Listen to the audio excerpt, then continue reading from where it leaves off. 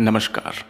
हमारी last video में हमने आपसे बताया था कि अपने अंतिम समय में छत्रपति शिवाजी महाराज ने हिंदू राजाओं विशेषकर राजपूतों के लिए क्या कहा था।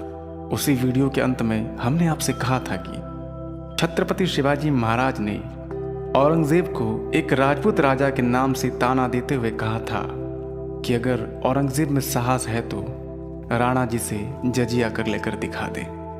वो राजपूत योद्धा महाराणा प्रताप के वंशज राणा राज सिंह थे। राणा राज सिंह परम शक्तिशाली राजा थे। उन्होंने कई बार औरंगजेब का विरोध किया था और एक बार जब औरंगजेब एक हिंदू राजकुमारी के सौंदर्य पर मोहित होकर उससे जबरदस्ती शादी करने वाला था तो राणा राज सिंह ने बीच रास्ते से उस राजकुमारी का हरण कर लिया था। साथ ही राणा राज सिंह के डर से एक अन्य युद्ध में औरंगजेब को अपनी बेगम को युद्ध के मैदान में ही छोड़कर भागना पड़ा था। यह सब बताने से पहले हम एक बात बता दें कि हमारी पिछली वीडियो में जब हमने कहा था कि किसी भी हिंदू राजा ने एकत्रित होकर कभी मुस्लिमों का सामना नहीं किया, तब हमारा तात्पर्य सिर्फ राजपूतों से नहीं बल्कि समस्त हिंदू राजाओं से था। हालांकि कई लोगों ने कमेंट बॉक्स में शिवाजी महाराज को अपशब्द कहे और उन्हें भगोड़ा, जंगल में छिपने वाला चूहा और न जाने क्या क्या कहा। ऐसा नहीं कि शिवाजी महाराज राजपूतों का सम्मान नहीं करते थे, लेकिन उन्होंने केवल महाराणा प्रताप को ही इसलिए अपनी प्रेरणा माना क्योंकि वह आवश्यकता के अनुसार बुद्धि और वीरता का उपयोग करते थे। राणा राज सिंह मेवाड़ के सिसोदिया वंशी राणा जगत सिंह के बेटे थे। सिर्फ 23 वर्ष की आयु में राणा राज सिंह का राज्याभिषेक हुआ और वह मेवाड़ के राजा बने। कहते हैं कि राणा राज सिंह के पिता ने अपने पूर्वजों की गौरव चित्तौड़गढ़ की मरम्मत करने का कार्य आरंभ किया था, मगर शाहजहां ने संधि के नियमों का उल्लंघन बताकर चित्तौड़गढ़ का निर्माण कार्य रुकवा दिया और 30,000 की सेना भेजकर मरम्मत हुई बुर्ज और दीवारों को हटवा दिया। उसी समय राणा राज सिंह ने यह प्रतिज्ञा ली कि मुगलों को उनके वंश के इस अपमान की कीमत चुकानी पड़ेगी। सन 1657 में जब शाहजहां के बेटे औरंगजेब और अन्य शहजादों के बीच उत्तराधिकार को लेकर लड़ाई छिड़ी तो उस समय एक एक कर सभी शहजादों और शाहजहां ने राणा राज सिंह को अपनी तरफ से लड़ने का आमंत्रण दिया। शाहजहां के बड़े बेटे दारा शिकोह ने कहा था कि मैं राणा जी से सहायता की भिक्षा लेने आया हूँ, मुझे आशा है कि महाराणा मुझे निराश नहीं करेंगे। मगर महाराणा ने उनके युद्ध के आमंत्रण को अस्वीकार कर दिया और स्वयं इस अवसर का लाभ उठाकर सन 1658 में मांडल, बनेरा, शाहपुरा, सावर, जहाजपुर, फुलिया आदि मुगल चौकियों को मेवाड़ के नाम पर कर दिया, जो कि उस समय मुगल नियंत्रण में थे, और कुछ क्षेत्रों को अपने कब्जे में ले लिया। इसके बाद उन्होंने मालपुरा, टोंक, चाकसू, लालसोट और सांभर की परगना पर हमला किया और इन इलाकों को लूटकर उदयपुर लौट आए। 4 साल में औरंगजेब ने पूरी स्थिति पर नियंत्रण पा लिया और भारत का सबसे शक्तिशाली और सबसे क्रूर और सबसे कट्टर मुस्लिम शासक बन गए। किशनगढ़ की राजकुमारी चारुमती को एक दिन भारत के सभी राजकुमारों और राजाओं के चित्र दिखा रही उनकी दासियों और सहेलियों ने बादशाह औरंगजेब की तस्वीर दिखाई और कहा कि यह दिल्ली के सुल्तान औरंगजेब है। राजकुमारी ने औरंगजेब का मजाक उड़ाते हुए कहा कि नरपिशाच जैसे दिखने वाले इस आदमी से मैं तो क्या, मेरी दासियां भी शादी नहीं करना चाहेगी। यह बात आग की तरह हर जगह फैल गई। यह बात औरंगजेब के कानों में पड़ी और वह गुस्से से आग बबूला हो गया। उसने राजकुमारी का चित्र देखा और उनकी सुंदरता पर मोहित हो गया। औरंगजेब ने तुरंत किशनगढ़ के राजा को चारुमती से विवाह का प्रस्ताव भेजा। उसका समाचार पहुंचते ही राज दरबार में सन्नाटा छा गया। राजा ने सोचा कि औरंगजेब के प्रस्ताव को इनकार करने का अर्थ होगा पूरे राज्य का सर्वनाश, इसलिए उसने न चाहते हुए भी इस प्रस्ताव को स्वीकार कर लिया। लेकिन कृष्ण भक्त धर्मपरायण राजपूत राजकुमारी किसी मुसलमान से विवाह नहीं करना चाहती थी। अपनी रक्षा के लिए उन्होंने राणा राज सिंह को राजपुरोहित के हाथों एक संदेश भिजवाया, जिसमें उन्होंने सारी स्थिति का वर्णन किया और साथ ही उन्होंने यह भी कहा कि मैंने आपको अपने पति के रूप में स्वीकार कर लिया है। यदि सूर्यवंशी नरेश भी मेरी रक्षा नहीं करेंगे तो औरंगजेब से दुश्मनी लेकर भला कौन मेरी रक्षा करेगा। मैंने आपको अपने पति के रूप में स्वीकार किया है और इस समय मेरी रक्षा करना आपका क्षत्रिय धर्म है। साथ ही उन्होंने राज सिंह को महाराणा प्रताप और महाराणा सांगा के वीरता और क्षत्रिय धर्म की याद दिलाई।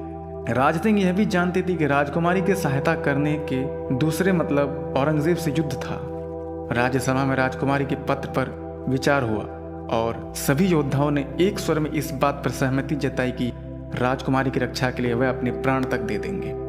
उसके बाद राणा राज सिंह ने योजना बनाकर सेना को 3 हिस्सों में बांट दिया और रावत रतन सिंह के नेतृत्व में एक सेना औरंगजेब को रोकने के लिए भेजी। रावत रतन सिंह अपनी रानी को वचन देकर निकले थे कि उनके जीते जी औरंगजेब एक कदम भी आगे नहीं बढ़ा सकेगा। उन्होंने औरंगजेब को रास्ते में ही रोक दिया। उधर राणा राज सिंह ने राजकुमारी चारुमती का हरण कर उनसे विवाह कर लिया। यह समाचार सुनकर औरंगजेब गुस्से से भड़क उठा, लेकिन वह कुछ नहीं कर सका। हालांकि औरंगजेब को रोकने के लिए एक नवविवाहित राजपूत दंपति को अपने प्राण देने पड़े। खैर, राणा राज सिंह द्वारा औरंगजेब को हराकर राजकुमारी चारुमती से विवाह करने की सूचना भारत के हर राज्य दरबार तक पहुंची। इसके बाद राणा राज सिंह ने डूंगरपुर, बांसवाड़ा और देवलिया पर हमला किया, जो मूल रूप से मेवाड़ शासन के अधीन थे, लेकिन बाद में मुगल आधिपत्य के तहत स्वतंत्र राज्य बन गए। इन शासकों ने मेवाड़ की अधीनता स्वीकार कर ली। क्रोध से व्याकुल होकर औरंगजेब ने शाइस्ता खां के नेतृत्व में 50,000 की सेना भेजी। राणा राज औरंगजेब पर पहले से ही नजर बनाए हुए थे। उन्होंने युद्ध की सूचना मिलते ही मेवाड़ की सीमा के आसपास के सारे गांव खाली करवा दिए और खुद भी पहाड़ों में चले गए। शाइस्ता खां बिना किसी प्रतिरोध के उदयपुर तक पहुंच गया, मगर जब वह उदयपुर पहुंचा तो वह चौंक गया, क्योंकि पूरा उदयपुर खाली था। शाइस्ता खां को थोड़ा शक हुआ, मगर वो सोचकर खुश हो रहा था कि बिना युद्ध लड़े वह मेवाड़ जीत गया है। लेकिन उसे यह खुशी ज्यादा देर तक नसीब नहीं हुई। मुगल सेना अपना पड़ाव डालने वाली थी कि पहाड़ों में छुपे मेवाड़ के सैनिकों ने उनकी रसद पर हमला कर दिया और लूट लिया। मुगल सेना के सामने खाने पीने की समस्या आ गई। गोरिल्ला युद्ध करते हुए राणा राज सिंह ने शाइस्ता खां को बहुत बुरी तरह से हरा दिया और फिर वापस उदयपुर आ गए। दूसरी बार औरंगजेब ने अपने बेटे अकबर के नेतृत्व में एक बड़ी सेना भेजी। अकबर के काफी सैनिक मारे गए, मगर अकबर के लिए राणा राज्य की अलग ही योजना थी। उन्होंने अकबर से कहा कि उनकी नज़र में अकबर ही बादशाह बनने के अधिकारी हैं। अकबर के बाप दादाओं ने अपने बाप दादाओं के खिलाफ विद्रोह करके ही अपना साम्राज्य पाया है। यहाँ तक कि खुद औरंगजेब ने अपनी भाइयों को मरवा कर अपने पिता को जेल में डलवा दिया था। अगर शहजादा अकबर औरंगजेब के खिलाफ विद्रोह करता है तो महाराणा की पूरी सेना अकबर के साथ होगी। अकबर राणा जी से मिल गया और औरंगजेब के खिलाफ विद्रोह कर दिया। जब यह खबर औरंगजेब तक पहुंची तो उसका गुस्सा पूरी तरह फूट पड़ा। औरंगजेब चिढ़कर काबुल और बंगाल से अपनी सेना को बुलवा लिया और खुद ही मेवाड़ की तरफ चल पड़ा। औरंगजेब की सेना राजपूतों से काफी बड़ी थी, इसलिए अरावली की पहाड़ियों को ही राणा जी ने अपने लिए अनुकूल युद्ध भूमि के रूप में चुना। गोरिल्ला युद्ध नीति से औरंगजेब को अरावली के पास ही रोक दिया गया। पहाड़ों से उतरकर लगातार राजपूत सैनिक निरंतर उन पर हमला करते थे और समय रहते वापस निकल जाते थे। योजना के अनुसार एक बार फिर मुगल सेना की रसद सामग्री को निशाना बनाया गया, जिसमें सैनिकों के सामने खाने पीने की समस्या उत्पन्न हो गई। बड़ी संख्या में मुगल सैनिकों को मारा गया और औरंगजेब चारों तरफ से घेर लिया गया था, जिसमें सेना की एक टुकड़ी का नेतृत्व उसका बेटा अकबर कर रहा था। इतिहासकारों का कहना है कि औरंगजेब के साथ उसकी एक बेगम भी युद्ध में आई थी, जिसे आकस्मिक हमले में राजपूतों ने बंदी बना लिया था और औरंगजेब को युद्ध से भागना पड़ा, जिसके बाद औरंगजेब को एक लज्जाजनक संधि के लिए विवश होना पड़ा। उसके बाद औरंगजेब ने कभी मेवाड़ पर हमला करने का साहस नहीं किया। सन 1669 में जाट नेता गोकुल जाट से बदला लेने के लिए औरंगजेब ने मथुरा और ब्रिज के सारे मंदिर तोड़वा देने का आदेश दिया था।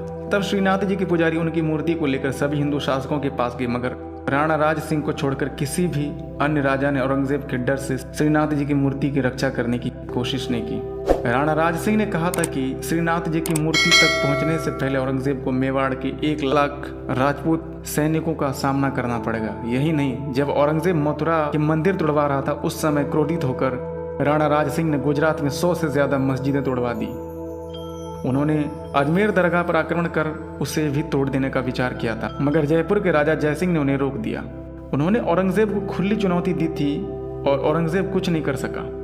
सन 1679 में औरंगजेब ने जजिया कर लगा दिया। तब राणा राज सिंह ने उनका विरोध किया। इसके अलावा उन्होंने दुर्गादास राठौर के साथ मित्रता की संधि की और अजित सिंह को मारवाड़ का राजा बनाने में उसकी सहायता का वचन दिया।